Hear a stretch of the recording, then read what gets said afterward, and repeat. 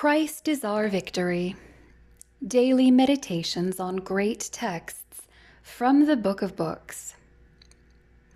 May 7th, New Garments Exchanged for Old.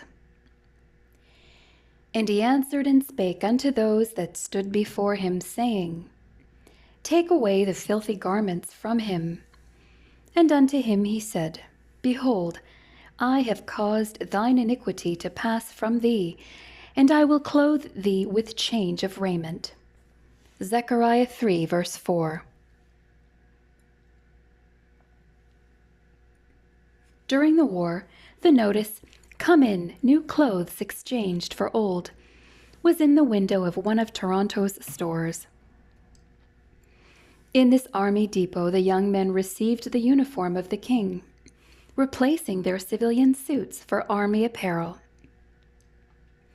All then recognized that these young men were serving their country and were no longer engaged in the common pursuits of life.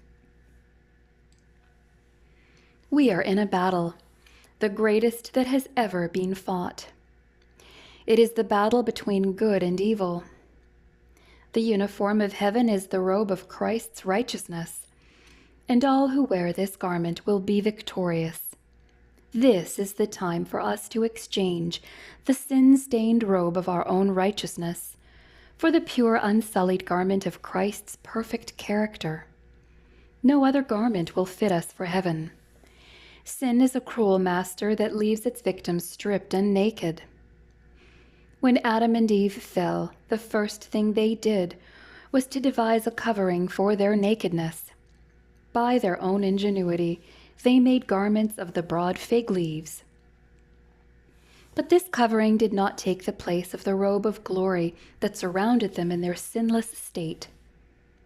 The Lord prepared for them coats of skin and clothed them, emblematic of the sacrifice of Christ, whose death cleanses from sin and whose righteousness is a robe of glory around the penitent believer.